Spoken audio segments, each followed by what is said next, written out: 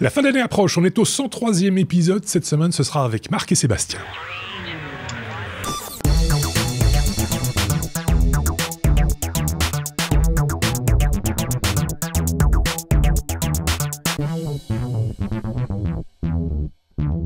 Avec Marc et Sébastien, que voici. Sébastien, bonjour. Hello. C'est Marc de ce côté-ci. Bonjour Marc, ça fait un moment qu'on ne l'avait pas vu, notre ami Marc. On va donc parler nouvelles technologies. Comme chaque semaine, vous le savez, on va aborder ensemble l'actualité technologique telle que nos petits camarades l'ont vue. Et ils vont la commenter pour vous et en tout cas donner leur opinion également sur différents sujets. On le sait que traditionnellement, en fin de saison, il y a un petit peu moins d'actu technologique, quoique je pense qu'en ayant parcouru un petit peu la conduite, il y a 2-3 trucs quand même à dire en cette fin d'année. Avant ça, le courrier des auditeurs, on a reçu plein de messages sympas auxquels on a répondu. Xavier a également répondu, j'ai vu sur la chaîne YouTube à différents sujets. Je ne sais pas s'il y en a eu du côté d'informaticien.be, je ne pense pas récemment. Si, oui, non, je ne sais pas. Non, je pense pas, non, c'était assez calme. D'accord, ok. Enfin, il y en a eu sur le 100. Ah bah si, il y en a eu sur le 102, une remarque. C'est plus calme que d'habitude. Oui, c'est relativement calme de ce côté-là. Bah, voilà. Chez nous, sur le blog, pas vraiment de commentaires, des petits messages de temps en temps, bien sûr. Et puis ce message en regard d'un ancien hors-série consacré à la caméra D-Link DCS 2630L. C'est la caméra 180 degrés dont on avait parlé il y a quelques semaines déjà de cela, si je ne dis pas de bêtises, Sébastien. Ou alors c'est encore une plus ancienne. J'en ai eu plusieurs des D-Link. Dans 2632, alors tu me prends 2630L. 2630L, je pense que c'est une ancienne en fait. C'était pas la 3. Oui, c'est un vieux numéro. Alors c'est Lucas qui nous envoie un message et qui nous demande, voilà, il y a une petite question concernant l'utilisation d'un vieux smartphone en tant que caméra IP. C'est vrai qu'on avait évoqué ça à un moment donné, me semble-t-il, de recycler son vieux smartphone en caméra connectée. Alors il a testé l'application At Home, il dit que c'est nickel, mais c'est pas un problème de laisser brancher le smartphone sur le secteur en permanence, demande-t-il. Peut-être une question, une réponse, peut-être de la part de Marc ou de Sébastien, je ne sais pas bien, l'un ou l'autre. Écoute, de mon point de vue, je pense pas que ça pose un problème dramatique, en tout cas de consommation par rapport à une webcam, parce qu'on peut pas dire que tu vois, les adaptateurs de smartphone ne débitent pas beaucoup plus que ce que sortent les D-Link en tout cas, donc ça doit pas être énorme la différence. En tout cas, on n'est pas un truc à 20 € de consommation par mois comme on peut prendre sur un NAS, parce qu'un NAS, un Synology, mine de rien, ça suce. Donc je pense qu'on prend pas trop de risques de ce côté-là. Il va prendre quelques années avant que ça lui coûte plus cher que sa webcam. Au niveau de la surchauffe, éventuellement, là, effectivement, le smartphone n'est pas spécifiquement prévu pour avoir un écran allumé en permanence. Je ne sais pas si l'écran va rester allumé. Enfin, il faudrait voir l'application aussi, comment elle fonctionne. Peut-être que l'écran, à un moment donné, se met quand même en veille. S'il est en veille, je vois pas trop de problème, à part effectivement, peut-être si possible de démarrer sans batterie, parce que voilà, la batterie à force va poser des problèmes d'usure, mais sinon, franchement, je pense que c'est pas une mauvaise solution. Ça dépend un peu du smartphone aussi. Il y a des smartphones qui, au moment où la batterie est full chargée, déjà, débranchent l'alimentation, et puis il y a des batteries qu'on peut retirer et quand même le faire fonctionner sur l'alimentation. Vaut peut-être mieux la retirer parce que si on est en charge permanente, après un moment, la batterie, elle va peut-être se mettre à gonfler et nous faire un coup à la Samsung, quoi. Ça reste une possibilité. Maintenant, au niveau chargement, en général, il coupe quand ça est chargé à full, mais après, ton truc va se décharger de quelques pourcents et il va recharger. Donc, c'est pas forcément le meilleur cycle pour la batterie. Voilà. Donc, on émet quelques réserves. Lucas l'aura compris. S'il y a moyen de retirer la batterie, c'est peut-être mieux. Voilà. On va dire ça comme ça. Marc, un avis sur la question? Non. Non, je suis l'avis de mon cher camarade. Voilà.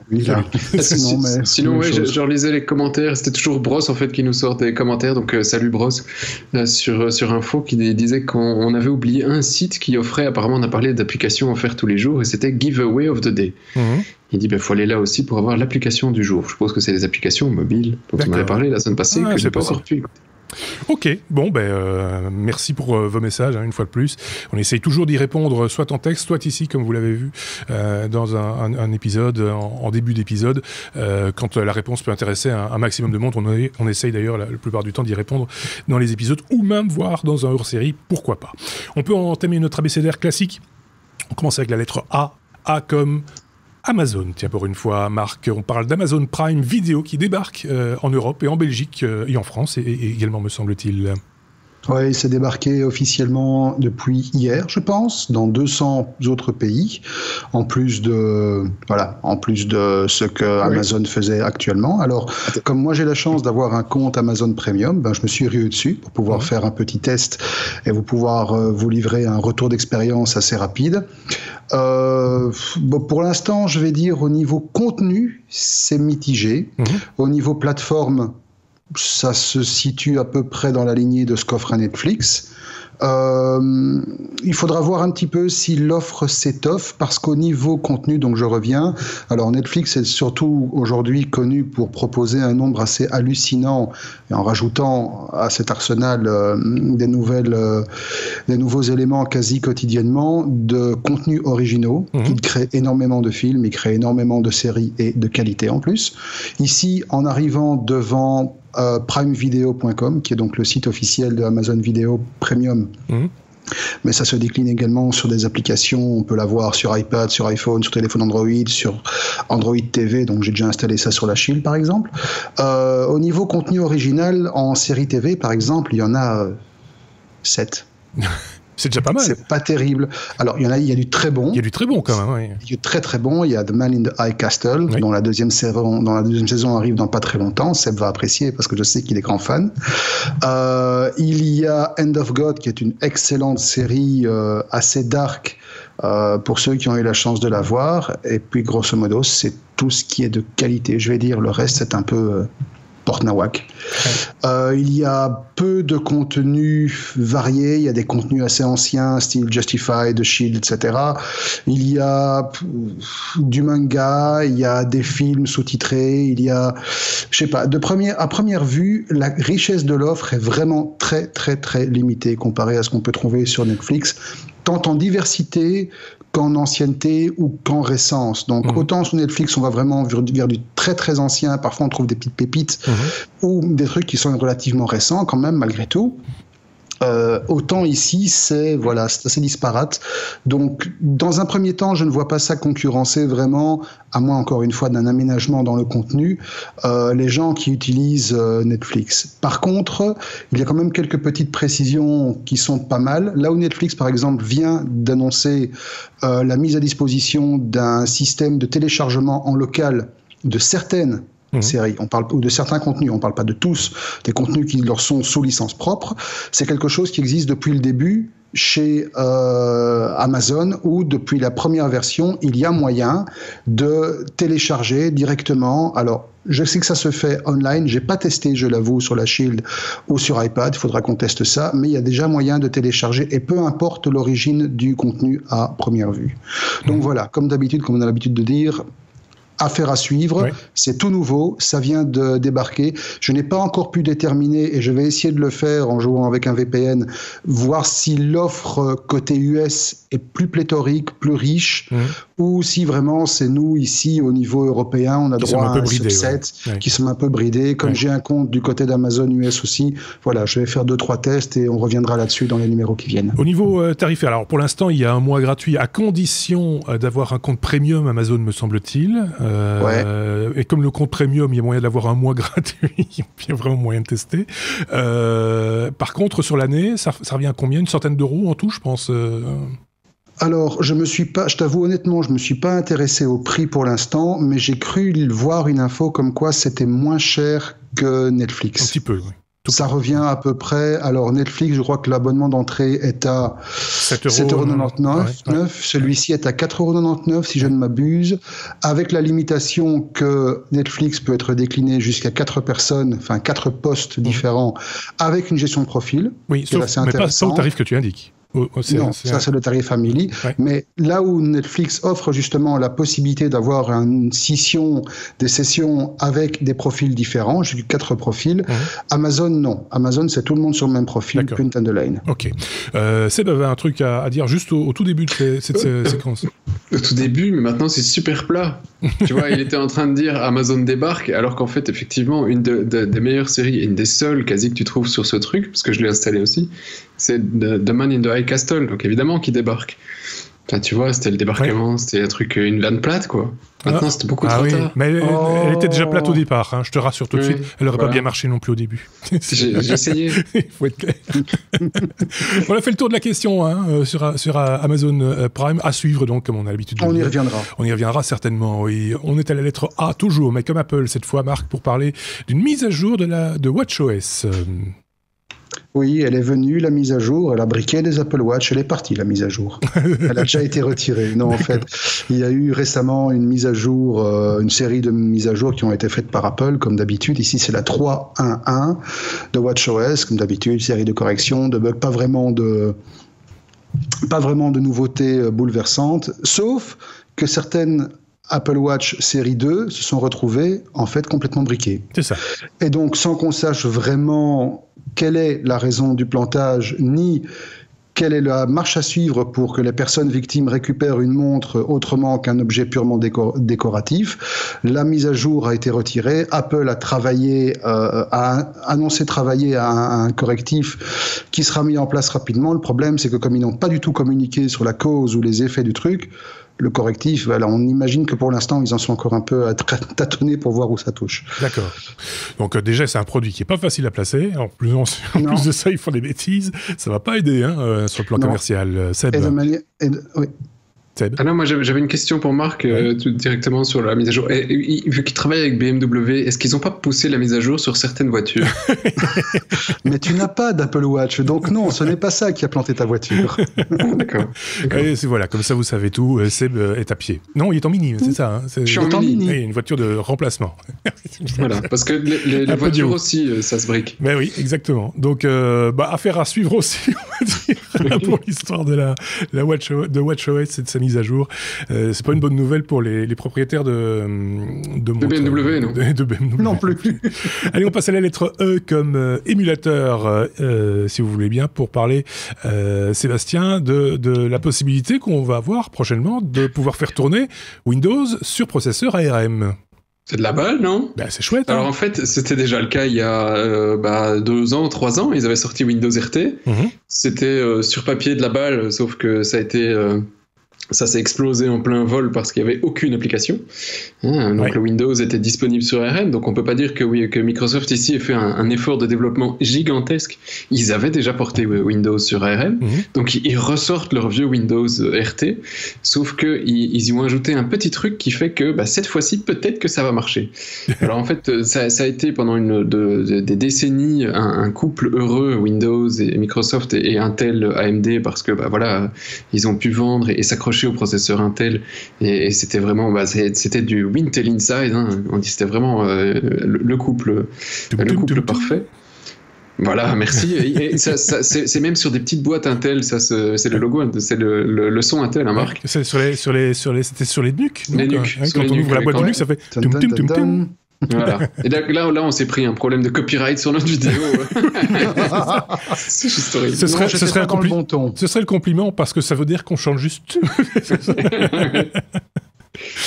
Et donc voilà. Et ça a profité à Intel pendant très longtemps, et puis maintenant Microsoft aimerait bien se diversifier et ouvrir un petit peu son environnement au téléphone, aux tablettes, un peu de tout, et l'ARM est quand même aujourd'hui des puces qu'on retrouve dans tous les téléphones, et comme ils ont envie de cette symbiose entre téléphone et mobile et desktop, que tu arrives avec ton téléphone, et puis tu as Continuum qui permet d'utiliser ton Windows complet sur un grand écran comme si c'était un vrai Windows. Ils reviennent avec ce principe d'un Windows 10 sur ARM, et ils ont fait une démo, et la démo, ce qui est vraiment impressionnant dans la démo, c'est qu'ils font tourner les applications x86 de manière extrêmement fluide. Je m'explique un petit peu là-dedans. Pourquoi une application x86? C'est donc les applications qui tournent sur votre PC traditionnel aujourd'hui avec votre processeur Intel, mais qui étaient incompatibles avec la Windows RT. Et ce qui faisait de ce Windows RT une grosse bouse où tu avais juste le notepad, la calculatrice et Office et c'est tout quoi. Oui. Ici, ils ont fait tourner Photoshop en démo et ils disent voilà, on a appliqué des filtres, c'est pas juste pour le fun. Ils étaient avec un Snapdragon, donc un truc de Qualcomm et ça tournait correctement. Donc on peut vraiment espérer avoir quelque chose d'intéressant et c'est pas donc c'est un émulateur qu'ils ont rajouté tout simplement. C'est pas subitement l'ARM qui mange du x86. Oui, c'est ça. Ils n'ont pas fait de modification sur l'architecture de ARM. Il n'y a rien de changé de ce côté-là. C'est de l'ARM de base, c'est les trucs de base aujourd'hui, sauf qu'ils nous ont rajouté un petit émulateur qui fait manger du x86 à l'ARM et le tout en soft. Alors ça tourne relativement bien, c'est un petit peu plus lent, mais honnêtement, leur démo a l'air pas mal. Après, maintenant, il faudra voir au niveau quand on leur a dans les petites mains pour voir ce que ça vaut réellement, quoi. Alors certains sites, mais alors j'ai pas encore pu confirmer, prétendent que ce ne serait une émulation que 32 bits et pas 64 bits, mais j'ai pas réussi à trouver aujourd'hui de confirmation officielle de la part de Microsoft, donc c'est à voir, à confirmer. Je pense que ce serait dommage de ne faire que du 32 bits et je vois pas trop l'intérêt alors que tu as des machines virtuelles comme VirtualBox qui font du 64 bits depuis un bail, mais voilà. Ce sont les fabricants chinois de micro-machines qui vont s'en donner à cœur joie, si j'ose dire. Ça va peut-être relancer aussi les tablettes, pourquoi pas. Les fabricants chinois, si on prend les fabricants qu'on connaît dans les plus gros trucs comme Pipo, des trucs comme ça, ils ont des processeurs Intel pour quelques euros. Intel les distribue, je veux dire, par palette pour 3 fois rien. Il faut voir quel processeur Intel aussi. C'est quoi? C'est du Pentium? C'est des choses comme ça? Non, c'est des Atom. C'est des trucs très très légers. Mais tu peux pas dire qu'un Snapdragon, ça va non plus être équivalent d'un Core i7. C'est léger quand même. Ça pourrait être par exemple une machine hybride. Ça s'est vu, c'est Pipo qui d'ailleurs propose des machines qui peuvent tourner soit en Android, soit en Windows. Oui, mais voilà. Mais là, t'as le problème inverse. Qu'à Android que Microsoft, parce que sur l'Android de ces Pipo, c'est les Android x86 et quasi aucune application qui sont prévues pour ARM ne fonctionne dessus. Donc c'est la merde inversée. Là. Oui, c'est ça. Donc là, je cherche les problèmes en fait.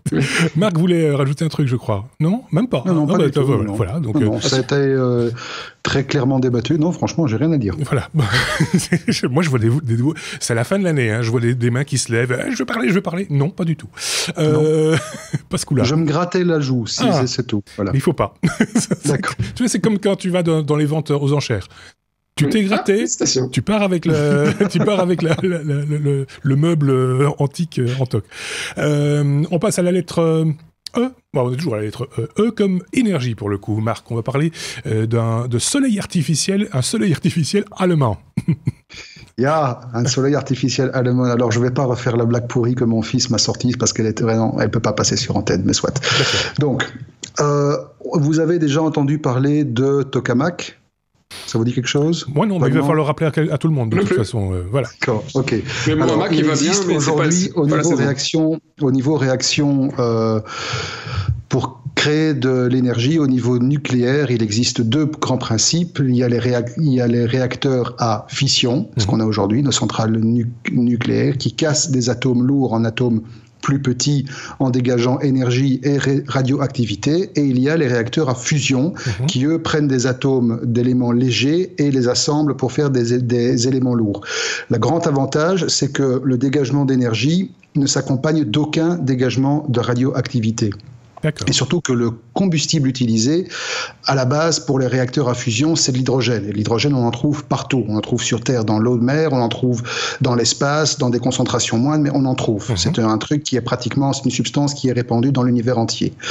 Autre chose, le rendement théorique, parce que pour l'instant, c'est toujours théorique, des réacteurs à fusion est beaucoup plus important que celui des réacteurs à fission. Alors, il y a 2 types d'appareils qu'on peut utiliser aujourd'hui pour entretenir une réaction de fusion nucléaire. C'est soit le tokamak, c'est-à-dire c'est une chambre toroïdale, donc un gros donut. Et l'autre système, c'est le stellarator. C'est grosso modo le même principe, sauf que la méthode de mise en œuvre est un peu différente. Alors, grosso modo, ça consiste en quoi? Ça consiste à amener à une température de plusieurs dizaines de millions de degrés l'hydrogène pour le transformer à l'état de plasma. Donc le plasma, c'est un état particulier de la matière extrêmement chaud, et ce champ de plasma en fait est confiné par des champs magnétiques extrêmement puissants. Parce que vous imaginez qu'à des températures pareilles, le moindre contact entre la chambre de confinement et le plasma, c'est boum, c'est fini. D'accord. Donc faut dire quand même que les bobines supraconductrices qui sont utilisées pour générer ces champs sont refroidies à des températures proches du zéro absolu, moins 273 degrés 16 pour situer. Et au centre du plasma, on peut arriver à des températures de plus de 80 millions de degrés.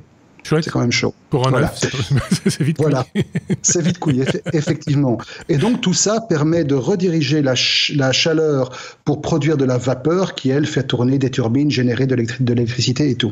Donc le principe est simple, dans les faits c'est horriblement compliqué à mettre en œuvre, mais là où c'est intéressant, c'est que effectivement le Wendelstein 7X, c'est-à-dire le premier stellarator allemand, a atteint des résultats pratique à la mise à température de son premier champ de plasma qui donne à penser qu'on peut passer à l'étape suivante et on peut avancer dans les essais. Alors, les essais à terme, c'est quoi ? C'est simplement arriver à enfin trouver une source d'énergie illimitée, propre, et qui permette d'alimenter la planète entière. D'accord. C'est le rêve de la fusion nucléaire. C'est ça, oui, c'est ça. Donc l'idée, c'est ça, c'est d'arriver à avoir un système qui produise de l'énergie pour la planète entière tout le temps. Voilà, exactement, à moindre coût et en ne rejetant rien. Je veux dire, à ce stade-ci des essais, les seules choses qui sont rejetées, si je ne dis pas de bêtises, que je vois mes notes, ce sont des gaz inertes, donc totalement non dangereux ni pour l'homme ni pour l'environnement. Et la seule chose que ça demande, donc à la base, c'est l'initiation de la réaction et de l'hydrogène pour l'entretenir. D'accord. Donc aujourd'hui, par exemple, pour donner une idée, avec l'hydrogène qu'on peut extraire de l'eau de mer, on aurait assez de matériel pour entretenir les réactions pour durer des centaines de milliers d'années. Ah oui, donc on est vraiment... Ça, c'est avec l'hydrogène qui se trouve sur Terre. Okay. Je rappelle, l'hydrogène se trouve partout dans l'univers. Donc on pourrait aller en chercher ailleurs si on en manquait. Mais on n'en manquera pas tout de suite. Pas tout de suite, mais voilà. Donc... Bon, je serais tenté de dire, affaire à suivre. Ah oui, ça, ce sera affaire à suivre, mais ça va très vite. Les progrès vont très vite parce que il y a... la recherche fondamentale sur ce genre de choses, ça date du début des années 50, mais jusqu'à très récemment, le principal projet le principal projet qui essayait d'avancer sur ce genre de recherche était le projet ITER, qui est un projet français, qui prenait retard après gamelle après gamelle, et ce n'est que récemment que les Allemands se sont mis dans la course, et finalement ils ont obtenu des résultats assez rapidement.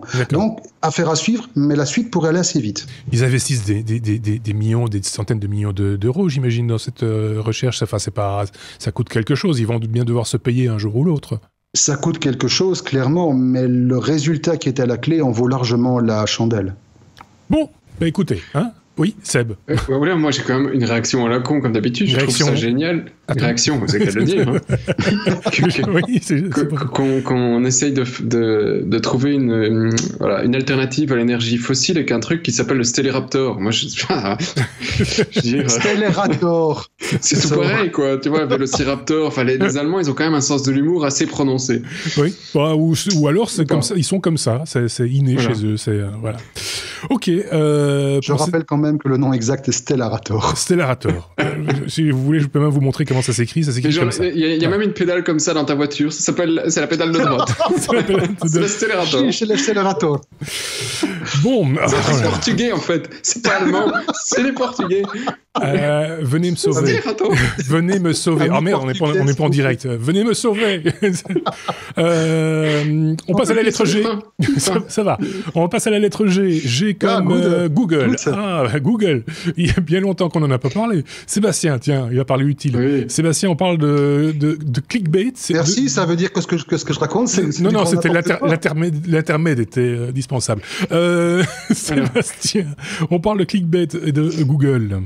Oui, alors on parle de scandale sur la planète du SEO, donc du référencement, parce que en fait, certains se seraient rendus compte que Google a modifié son algorithme il y a un petit temps déjà pour faire entrer en compte certaines interactions des utilisateurs, des surfeurs pour reclasser les sites web. Et donc ici, on parle essentiellement de clics. Hein, donc si on fait une recherche sur les technos et que on est seulement en troisième et que vous cliquez toujours sur le troisième lien parce que les deux premiers c'est des sites à la con, et au fur et à mesure ce site va remonter. Le nôtre. Donc le nôtre, voilà, le bon site. Et donc il faut cliquer dessus. Et en fait ça c'était sur le fond, c'est quelque chose qui est pas idiot de la part de Google, hein, c'est de favoriser ce que les autres, l'intelligence collective, hein, donc ce que les autres trouvent comme étant le bon résultat, le bon résultat remonte. Et bien sauf que la problématique c'est que Google nie utiliser ce genre de technique et que en même temps d'autres ont prouvé que quand on fait des recherches genre Obama a signé je sais plus quoi, un nouveau truc pour l'hymne national US pour le changer, ou que Hillary Clinton a vendu des armes à l'État islamique. Bien quand tu fais ces recherches, tu vois qu'en fait il y a plein de sites qui sont en premier et qui sont en fait des sites à clickbait, donc qui sont là juste pour faire des fausses news, pour faire cliquer les gens. Et donc c'est ce sur quoi cliquent les gens, et au fur et à mesure tous ces sites pourris de news, de fausses news remontent beaucoup plus haut que les vrais sites. Donc c'est la merde. C'est juste ballot parce que c'est juste au moment où ils nous annoncent bille en tête qu'ils vont faire des efforts pour éviter, tantôt chez Google, tantôt chez Facebook et tantôt ailleurs, de ne pas privilégier justement les sites qui diffusent de la fausse information. C'est vraiment ballot du coup. Donc ils se mettent vraiment le doigt dans l'œil jusqu'au coude, quoi. En gros, c'est un peu ça l'idée. C'est un peu ça l'idée, en l'admettant pas tout à fait. Hein. Donc pour le moment ici, il va certainement y avoir des adaptations dans leur algorithme qui restent toujours secrets des dieux. Voilà. Donc, alors que c'est tellement simple de couper certains robinets. Moi, ce serait peut-être pas démocratique, mais soit. Ça, c'était pour Google. On reste à lettre G pour Google, d'ailleurs, pour parler de Chrome cette fois. Chrome 56, déjà, version 56, version bêta, Seb. Oui, bêta, la 55 est arrivée, mais la 56 bêta, je vous en parle parce qu'elle n'est pas encore là, mais qu'il y a déjà des trucs intéressants qui y arrivent. Un premier qui est un warning not secure, donc on en avait déjà parlé il y a quelques numéros.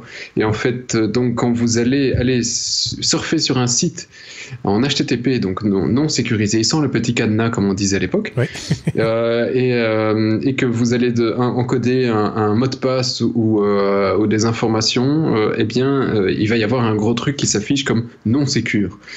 Donc ça c'est la première étape. Le futur annoncé par les équipes de Google étant que l'HTTP à un moment sera totalement interdit.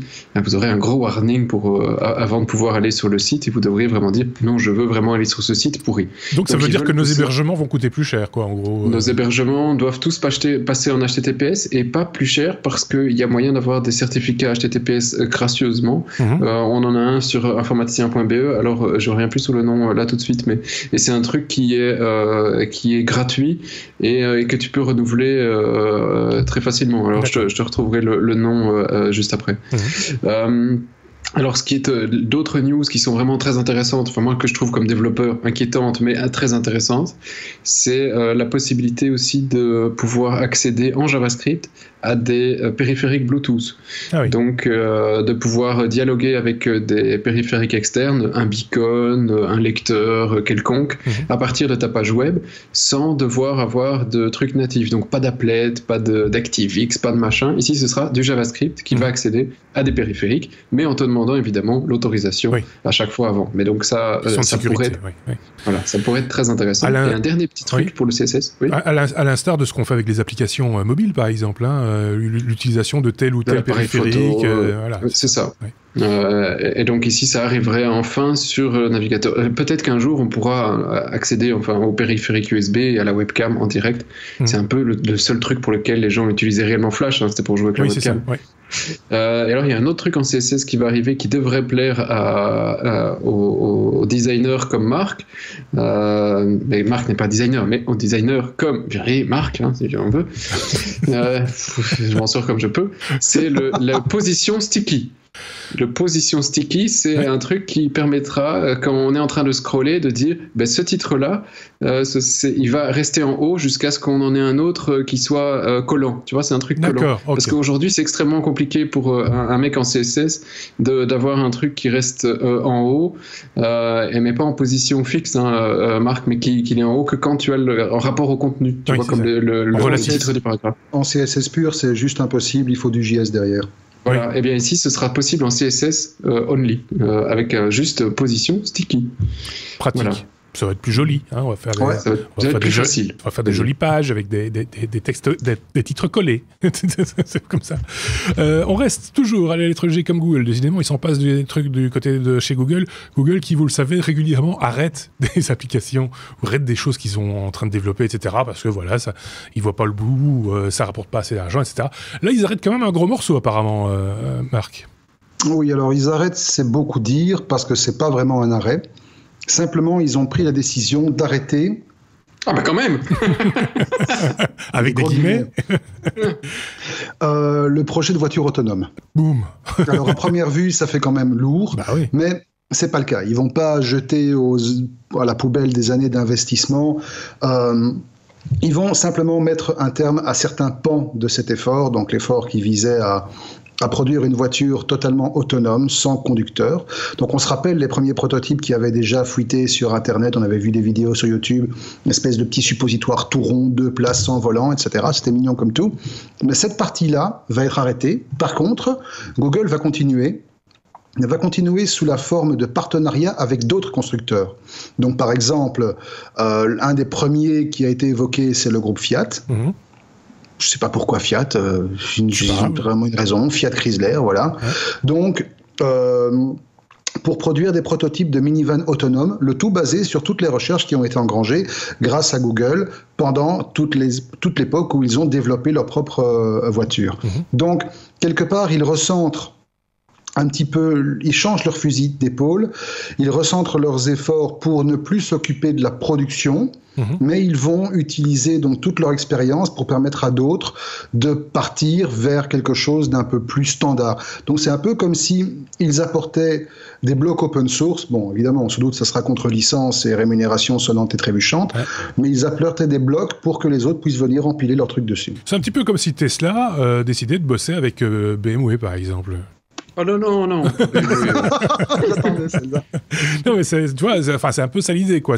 On a acquis une certaine expertise, ou en tout cas, on a quelque chose en main, on a quelque chose à produire, mais bon, on n'est pas des fabricants de bagnoles, en gros. Non. Par contre, il y a un petit détail qui est intéressant quand on regarde la manière dont aujourd'hui Alphabet, la mère de Google, est structurée, c'est que jusqu'à aujourd'hui, le projet de voiture autonome faisait partie de Google X.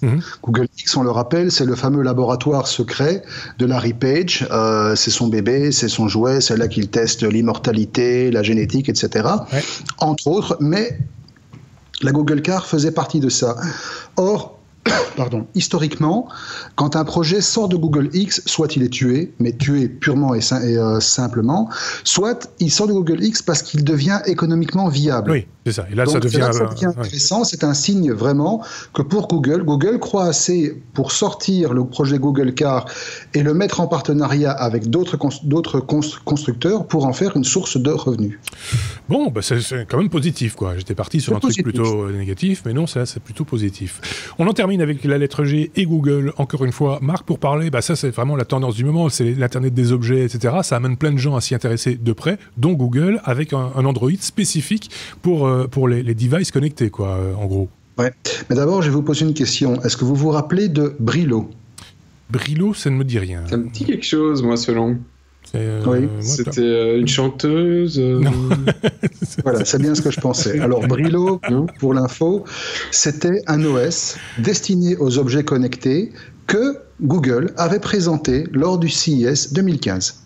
D'accord. Donc grosso modo, ça fait 1 an, personne ne s'en souvient, tout le monde s'en fout, effectivement, et ça n'a pas marché, parce que le truc était fermé, était assujetti à un écosystème qui n'était pas forcément l'écosystème idéal au moment de son lancement, et surtout était aussi assujetti à des outils qui n'étaient pas des outils standards. D'accord. Alors ici, la raison pour laquelle Google a fait cette annonce, c'est qu'ils ont estimé que ce rebranding, puisqu'on parle on passe de Brillo, mais grosso modo le cœur est le même, on passe à un truc qui s'appelle Android Things. Ce rebranding, en fait, c'est une mise à jour qui vise, alors je cite, à rendre le développement d'un produit avec ce système d'exploitation beaucoup plus facile, parce que le développement sur Android Things, lui, va se baser sur les mêmes outils que les développeurs peuvent utiliser pour développer des applications Android standard. Donc, autrement dit, le développement sera beaucoup plus rapide, sera beaucoup plus économique, et surtout, toute la base qui existe déjà pourra être réutilisée pour être adaptée. Il n'y aura pas vraiment de différence au niveau utilisateur. Par contre, au niveau développeur, il n'y aura pas vraiment non plus de frontières. Android Things sera plus ou moins un sous-ensemble de Android, mais dédié au secteur des objets connectés. Et alors, là où est l'ambition pour l'instant, c'est que, effectivement, comme Seb me fait le geste magnifique, ça va se retrouver dans absolument tout, à savoir des fours, des imprimantes, des serrures, des sextoys, absolument tout ce qu'on peut imaginer. Donc voilà. Mais c'est comme à quand les sextoys avec Android Things dedans? Ceci dit, c'est déjà un peu le cas, peut-être pas avec Android ici, cette version d'Android, mais il existe des noyaux Linux qui sont utilisés dans les machines à laver, dans les lave-linges, etc. depuis de belle lurette. Oui. C'est pas neuf. Mais disons que l'un des autres arguments que Google met en avant par rapport à Android Things, par rapport aux autres systèmes et par rapport aux autres OS qui existent aujourd'hui pour les objets connectés, c'est, en lumière des récentes vagues d'attaques et des botnets qui ont utilisé les objets connectés comme arme de pénétration massive, pour rester dans les sextoys, n'est-ce pas, Seb?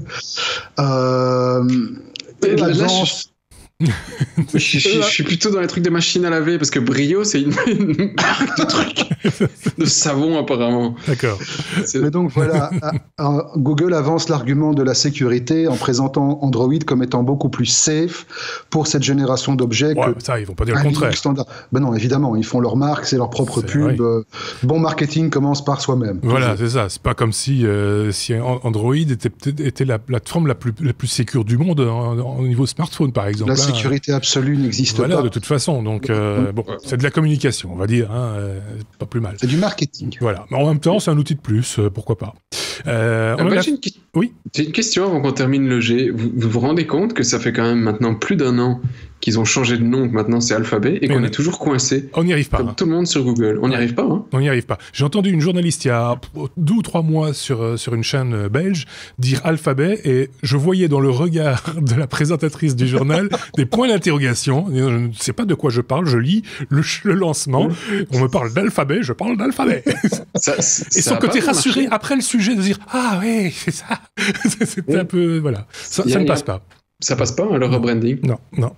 Mais bon, en même temps, est-ce que c'était fait pour nous? Enfin, je pense que c'est plus... Non, pas du tout. Voilà. Non, c'était un truc au niveau des holdings, c'était un repositionnement purement stratégique, purement économique, et surtout qui leur a probablement permis d'éviter quelques retentissants procès pour abus de position dominante ou certains trucs. Voilà. Des choses dans ce genre-là. Donc, c'est pas fait pour... C'était pas pour le pecno commun. Non, voilà. Je pense qu'en plus de ça, ils ont fait vite ça, comme ça, sur le coin d'une table, parce qu'Alphabet, franchement, il y a peut-être moyen de trouver mieux comme nom. Enfin, soit. Brio aussi, il y a moyen. On l'a trouvé mieux l'autre jour. Free. Free. Ça existe, ça, Free. C'est une marque de friteuse, me semble-t-il. De gaufrière aussi. De gaufrière.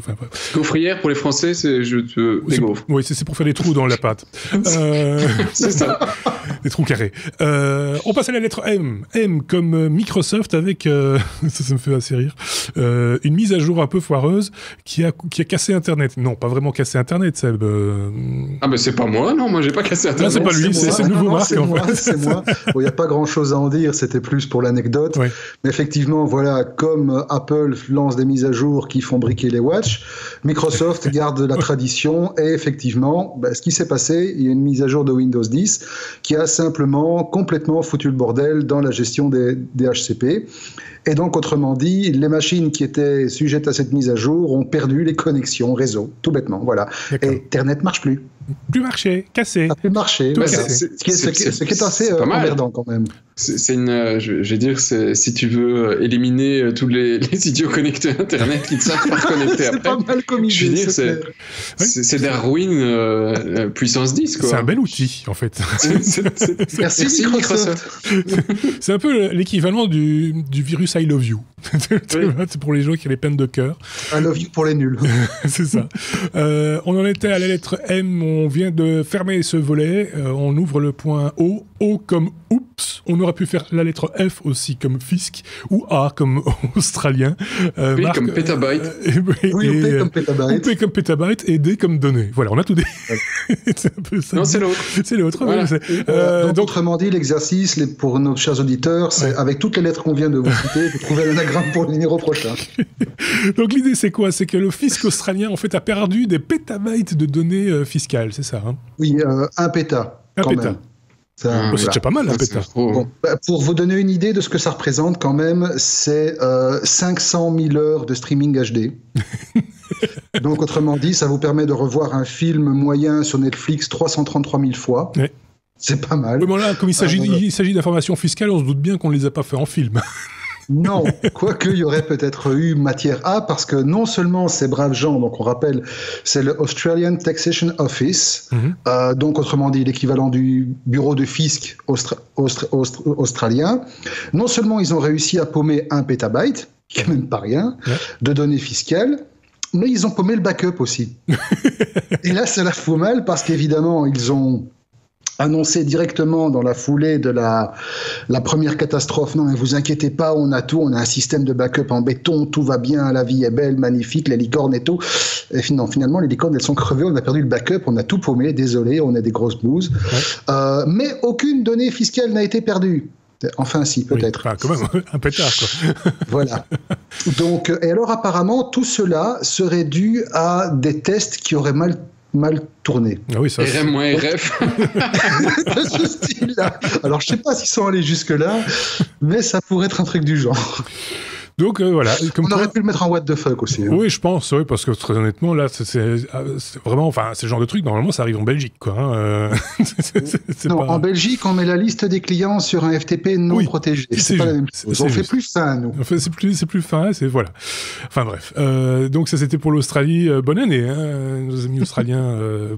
Il y en a qui vont être contents. Ils vont pas payer. Ils ne vont pas payer d'impôts. C'est sympa cette année. Soit dit en passant. Oui. Pour rester sérieux dans l'histoire quand même, parce que je peux rajouter une note sérieuse. Hein. Ah oui, ça c'est profitons-en. Quand on fait des backups, hein, voilà. Oui, ce ne sera pas un pétabyte mouillé. Quand on fait un backup, les gars, alors d'abord, effectivement, vous avez vos données, vous faites un backup, c'est très bien. Généralement, c'est bien si vous avez les moyens de faire un deuxième backup, mais il doit y avoir quelque chose qui est déconnecté. En général, par exemple, ce qui se faisait à l'ULB, donc université belge, c'est que vous avez des backups de disques sur des trucs optiques, et bien à côté de ça, vous avez ça sur des tapes qui sont effectivement très lents à faire comme backup, mais qu'on archive de côté. C'est ça. Et donc, comme ça, on a toujours une possibilité. Alors effectivement, ici, ça représente beaucoup de données, mais voilà, il faut faire avec et il faut essayer d'avoir... Il faut quand même l'indexer aussi à un moment donné pour pouvoir s'y retrouver à un moment donné. Parce qu'on ne va pas désarchiver un pétabyte de données non plus. Non, mais voilà, normalement, pour ce genre de choses, pour ce type d'organisation, tu devrais avoir quelque chose de déconnecté sur des tapes ou autre. C'est ça. Que voilà, tu fais des backups et tu entreposes ça quelque part. Voilà. On a quand même tendance à penser qu'à la base, c'est du pétabyte décompressé. Parce que pour avoir un pétabyte de données brutes, il faut déjà y aller, quoi. Hein. Ça fait beaucoup. Donc compressé, même avec un algorithme de base, à mon avis, il y a moyen de compresser ça, je sais pas moi, quelques dizaines de téras peut-être. Peut-être les mecs ils s'en rendaient pas compte, mais ils étaient en train d'héberger Mega Upload. Dites, le zip il est un peu gros. Tu parles un péta de zip, mon Dieu. Bon, allez, on passe à la lettre S comme sécurité. On va être sérieux. On va essayer, Seb, de parler d'Evernote qui se lance dans l'intelligence artificielle. Evernote va se mettre à lire nos documents, en quelque sorte. Ah, là, c'est le gros scandale. C'est un scandale. Ah, c'est le gros scandale parce qu'en fait, donc Evernote a annoncé qu'au 23 janvier 2017, ils allaient changer leurs conditions de vie privée. Alors jusque-là, rien d'anormal, mais ça arrive de temps en temps. Mais cette fois-ci, ils ont rajouté un petit paragraphe, les gens l'ont lu et ils annonçaient que, en fait, eh bien, il y a un petit algorithme qui va se permettre d'analyser vos documents. Pourquoi ? Pour vous rendre la vie plus facile, c'est tout à fait louable, pour pouvoir, quand vous écrivez un document, donc Evernote c'est ça, hein, c'est vos petits documents que vous sauvez sur votre téléphone, que vous récupérez sur, c'est des to-do list, des machins que vous allez éditer, vos listes de courses, et pour pouvoir vous aider quand vous ouvrez un nouveau document, à ce que ce soit organisé comme vous vouliez pour faire une liste de courses, bien, il va analyser un petit peu tout comment vous faites et tout ce que vous avez déjà écrit par le passé. Donc on peut se dire c'est pas mal, hein, sur le fond ça pourrait être intéressant. Ça part d'un bon sentiment. Ça part d'un bon sentiment. Le problème, c'est que l'algorithme, on lui donne l'autorisation d'aller fouiner dans vos données. Et c'est pas fait sur votre smartphone, c'est fait chez Evernote. Donc, là, ça coince déjà un petit peu. Et puis, la cerise sur le gâteau qui fait crier l'énorme scandale, c'est que, parce que Evernote veut pouvoir contrôler que son algorithme fonctionne bien, ils sont rajoutés dans un petit paragraphe en disant on va autoriser quelques employés à aller fouiner vos documents pour voir si l'algorithme il fonctionne bien. Ça, c'est moins cool, évidemment. Ça, ils disent écoutez, voilà quoi. Même s'ils disent non, c'est quelques employés clés, ce sera bien sélectionné et tout. Oui, mais enfin, de les laisser aller regarder les documents des utilisateurs, c'est un peu chaud, quoi. Ça se fait pas. Hein. Ça, c'est un peu chaud. C'est vrai, c'est vraiment, c'est pas mal. Hein. Alors qu'ils auraient pu très bien le faire sans le dire. Hein. Oui. Ils sont cons. Que fait la commission de la vie privée? Hein? Je sais pas, moi, je s'occupe de ces pétables. La CNIL. Bon, on reste à la lettre S comme sécurité. On parle de Yahoo qui... ils ont encore lâché quelques petites informations. Ils ont encore lâché un petit milliard de comptes. Hein, c'est ça? Un petit milliard. Un petit milliard de comptes. Ça prête, c'est franchement... non, c'est ça, quoi. Ils en avaient autant, en fait. Oui, c'est ça la grosse question. C'est d'où ils les sortent? Mais d'il y a longtemps, parce que c'est pas un yak. C'est pas un hack de hier, c'est un hack de 2013 et les mecs, ils viennent de le découvrir. C'est chouette. Déjà, je trouve ça génial. Donc, c'est la deuxième fois qu'ils découvrent cette année et qu'ils se sont fait pirater il y a des années. Et alors, cette fois-ci, ils se sont dit merde, et encore plus que la dernière fois. La dernière fois, c'était 500 millions. Cette fois-ci, c'est carrément le milliard. Et alors, les mecs, ils ont tout pris. Ils avaient tout pris. Les mails, les adresses, les noms, les mots de passe en MD5, donc totalement déchiffrables, les questions de sécurité en clair, la totale. Les mecs, ils avaient tout pris. Et donc, c'est une petite agence gouvernementale qui a envoyé un mail à Yahoo, qui a un téléphone en disant dites les gars, on a retrouvé vos données. Et donc là, ils ont dû publiquement dire tiens, oui, en 2013, on a tout piqué. Ils savent pas encore comment, hein, ils ont pas encore compris, mais pour le moment, c'est un peu la grosse loose question sécurité, hein, le guérilla chez Yahoo. Si vous aviez un compte Yahoo, si vous avez un compte Yahoo, j'imagine que depuis lors, si vous êtes prudent, vous avez changé votre mot de passe, etc. Enfin, j'imagine, parce que sinon, vous n'êtes pas dans le caca. Si vous aviez un compte Yahoo, vous n'avez plus de compte Yahoo. Oui, c'est ça. Et si vous n'avez pas été piraté, vous le serez un jour. Parce qu'on attend les prochaines annonces maintenant, hein, parce que finalement, 1,5 milliard au total, hein, si on fait pour ça doit être les mêmes. Hein. Tu vois, comme ça, t'as ton mot de passe, la mise à jour. Peut-être des overlaps. D'accord. Ok, on était à la lettre S comme sécurité, on passe à la lettre S, cette fois comme social, pour parler de Periscope, qui s'intègre maintenant complètement dans Twitter, si je dis pas de bêtises, Sébastien. Voilà. C'est fait. Merci. C'est tout. En fait, ils l'ont intégré assez simplement. Quand tu fais un tweet, maintenant, tu as un petit bouton live en plus. Et quand tu appuies sur le live, automatiquement, ça fait une vidéo live. Et en plus, ça rebalance sur Periscope. Donc, ils réintègrent leur truc. C'est normal. Voilà, c'est pas mal. Il fallait le repréciser. Mais voilà. Je vois que maintenant qu'il y a Facebook Live, de plus en plus, je vois des périscopes fleurir sur Twitter. Donc ça va peut-être aider encore plus à lancer des lives sur Twitter. Pourquoi pas. Je trouve ça encore compliqué, moi, d'accès comme Facebook Live. J'aurais espéré un peu plus. Non, tu vois, enfin, je sais pas. Moi, je trouve ça assez c'est facile à publier, mais les notifs de Facebook pour avoir machin est en live, moi ça me saoule, je les désactive directement. Alors à ce moment-là, tu vois pas beaucoup de live. Alors je vois plus beaucoup de live, et alors parfois, tu vois, un soir, je me dirais bien, tu vois, pour remplacer la télé, de regarder un peu des gens connus qui sont en train de parler, là tu sais pas aussi facilement suivre. Non. Et je trouve qu'il y a encore du boulot au niveau interface. Moi je pense qu'il y a du boulot au niveau du référencement. Enfin, d'ailleurs, ils ont fait un petit effort. Hein. Là, on passe un peu de Twitter à Facebook, mais on reste dans la RS comme social. Ils ont mis en place il y a quelques semaines maintenant un système qui permettait de préannoncer les lives qu'on allait faire, ce qui est pas mal, comme un événement, quoi, en gros. Ouais. Donc ça aide aussi. Je pense qu'ils sont conscients de ce problème-là, du fait que un live qui vous tombe comme ça du ciel, vous n'avez pas le temps, vous n'avez pas le regarder. Voilà. Donc, tandis que si on est prévenu, si c'est un rendez-vous qui est pris, un concert, un showcase quelque part, par exemple, pourquoi pas finalement se bloquer une petite heure ou une petite demi-heure pour regarder le truc. Mais t'as raison, hein, je suis d'accord avec toi, c'est pas si évident que ça. Ça peut être améliorable. C'est améliorable. Il pourrait y avoir même des chaînes, des meilleurs lives où tu peux zapper. Enfin, tu vois, aujourd'hui, je suis devant ma télé, je suis assez passif. On est des vieux, hein, on n'est pas. Tu vois, on a encore un bien se foutre dans le canapé de temps en temps, regarder une pousser sur un bouton et se dire il y a quelque chose qui va s'afficher. Qui va se passer et quelqu'un aura sélectionné pour moi les meilleurs trucs à regarder. Voilà. Non. Ok, on va le suggérer à Mark Zuckerberg. Oui. On reste avec toi, Seb, toujours dans la lettre S comme social pour parler de Uber. Voilà. Je sais pas si vraiment c'est du social finalement, mais bon voilà quoi. Parce que c'est plus très social, hein, Uber.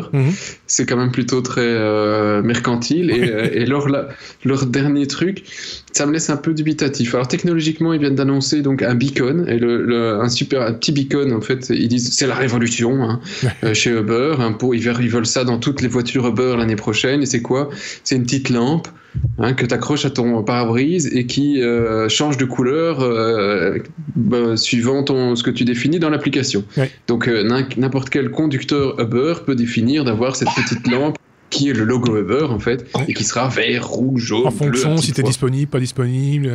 Même pas. Non, c'est pour qu'on puisse te reconnaître. D'accord. Là, comme ça. Alors là, c'est louable parce qu'effectivement, pendant qu'on a Marc qui est en train de mourir, décédé en direct, mais malheureusement, ça ne s'améliore pas en rigolant. Nous avons le décès d'un podcasteur. Proposer une minute de silence. Donc, vous avez cette petite lumière qui s'allume pour retrouver le gars. Et c'est vrai que pour avoir utilisé Uber à Londres il y a quelques mois, quand tu as 200 bagnoles qui passent devant toi, retrouver celle que tu cherches, c'est pas évident dans la circulation parce qu'il leur manque le gros truc taxi au-dessus de la tête. C'est ce que j'allais dire. C'est à ça que ça me faisait penser. C'est pour ça que je pensais que ça indiquait quand on était libre ou pas libre. Les taximans vont bien se marrer. Voilà, c'est le truc. Et alors maintenant, donc, quand tu cherches ton gars Uber, sur l'application, tu verras la couleur qu'il a. Comme ça, tu peux rechercher ce truc. Et donc, tu vas pouvoir retrouver beaucoup plus facilement la voiture. Donc, d'un point de vue pratique, c'est pas idiot. D'un point de vue éthique, je pense qu'ils font quand même un gros pas de travers parce qu'ils sont en train de se faire massacrer mondialement par les compagnies de taxi. Et ici, ils sont vraiment en train de revoir le gros logo taxi au-dessus de ta voiture en le mettant à l'intérieur. Et alors, ils se foutent. C'est une indication particulièrement intéressante pour le chauffeur de taxi qui a envie de jouer de la batte de baseball sur une voiture Uber. Hein. Oui, alors, mais attends. Et alors, la fin du communiqué de presse est vraiment juste, mais tu te dis, c'est le 1er avril, les gars, parce qu'ils te disent, c'est un petit beacon que tu peux donc coller sur ton pare-brise, et alors, il est fait spécifiquement pour pouvoir le retirer facilement. C'est bien pensé. Les mecs, quoi, ouais. J'avais vu dans une vidéo un New-Yorkais qui avait un gros, je sais pas comment on appelle ça, un gros véhicule, genre 4x4, mais c'est pas un 4x4. Quoi. Ouais, et il avait collé sur les fenêtres latérales côté passager qu'il n'était pas une voiture Uber, parce qu'il en avait marre d'avoir des gens qui montaient à bord quand ils s'arrêtaient au feu rouge.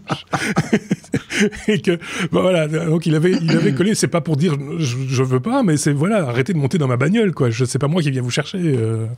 Donc c'était la solution inverse. T'es sûr qu'il pensait pas que c'était la bagnole de Mentos là? Où tu traversais à travers... non, c'est pas ça. Non. Bon, on en est... t'as pas fini en plus avec Uber, non? Si. Ah si, j'ai fini. Ah bon, d'accord, ok. Si, c'est bon. parce que il y a encore la lettre W, le what the fuck de la semaine. Ça, c'est Marc qui s'y colle, et donc c'est pour ça que tout d'un coup, je me dis, tiens, il y a encore du Uber. Effectivement, Marc, il y a encore du Uber. Oui, il y a encore du Uber, et on peut dire beaucoup de choses sur Uber. On peut dire beaucoup de choses. Par exemple, que Uber innove tous les jours, et effectivement, on savait qu'à une époque, il s'était aussi lancé dans les voitures autonomes.